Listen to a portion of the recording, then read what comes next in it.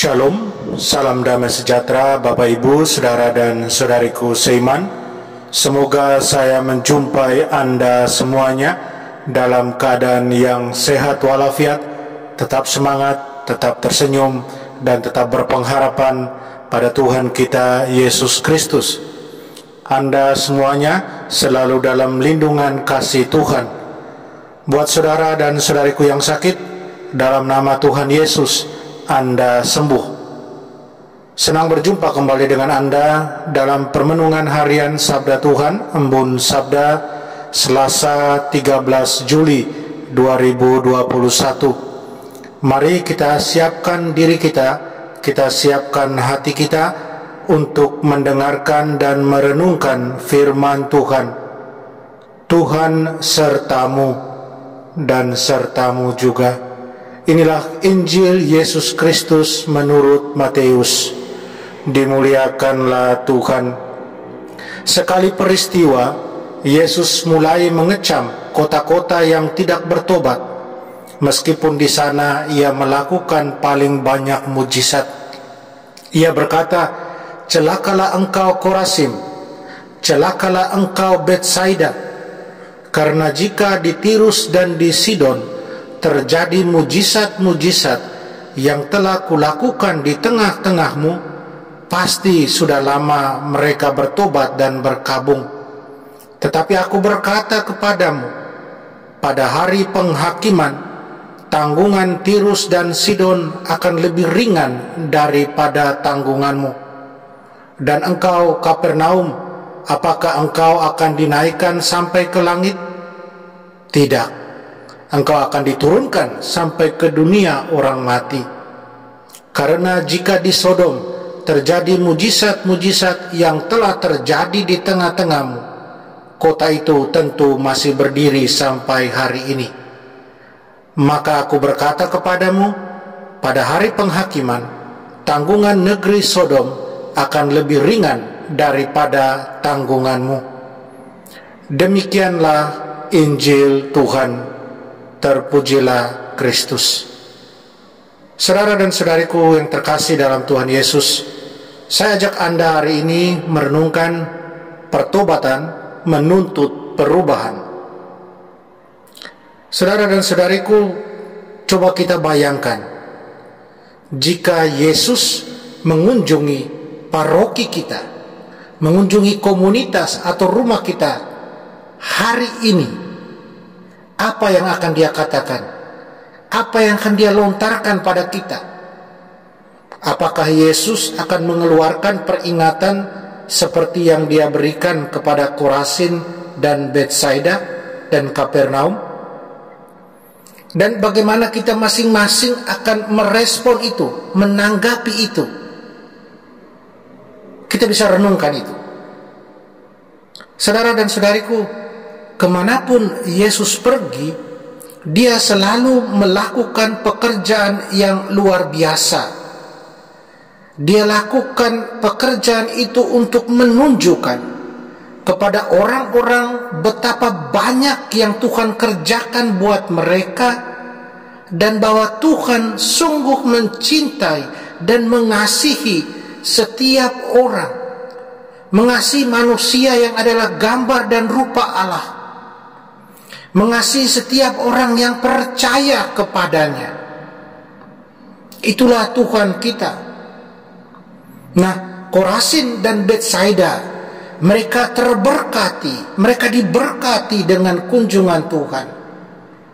Mereka mendengar kabar baik, mereka mengalami mujizat, pekerjaan yang luar biasa Yesus lakukan buat mereka.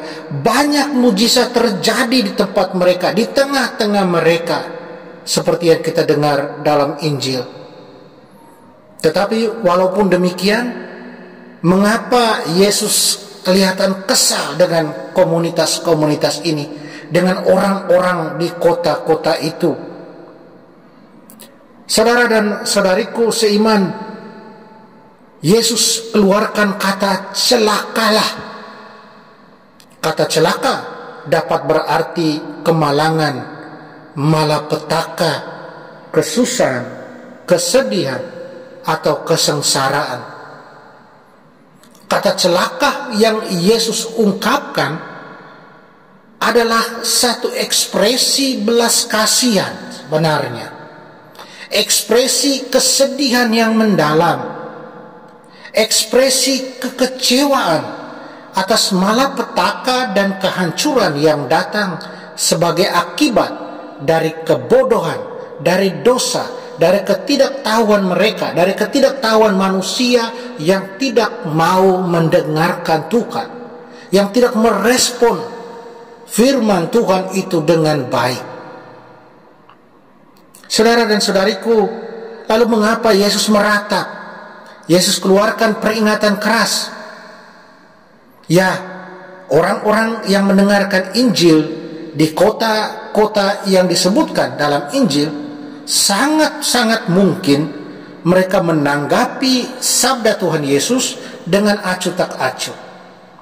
Yesus menegur mereka karena mereka tidak melakukan apa-apa. Mereka tidak bertobat. Saudara dan saudariku, kita harus ingat, pertobatan menuntut perubahan. Perubahan apa? Perubahan hati, perubahan cara hidup. The change of your heart, the change of your way of life. Firman Tuhan adalah pemberi hidup. Firman Tuhan menyelamatkan kita dari kehancuran, kehancuran hati, kehancuran pikiran, jiwa, serta tubuh. Kemarahan Yesus ditujukan kepada dosa dan segala sesuatu yang menghalangi kita melakukan kehendak Allah. Dalam kasih, Dia memanggil kita untuk berjalan melalui jalan kebenaran dan kebebasan, melalui jalan rahmat dan belas kasihan, melalui jalan keadilan dan kekudusannya. Pertanyaan buat kita, saudara dan saudariku, apakah kita sebagai murid-murid Tuhan, kita menerima firman Tuhan dengan iman dan ketaatan, atau kita menerima dengan keraguan dan ketidakpedulian? Kita acuh tak acuh? Saudara dan saudariku, mari kita berjuang untuk selalu berpegang pada firman Tuhan yang selalu mau menghantar kita pada pertobatan. Dan pertobatan kita hendaknya menghantar kita pada perubahan. Perubahan hati dan perubahan cara hidup.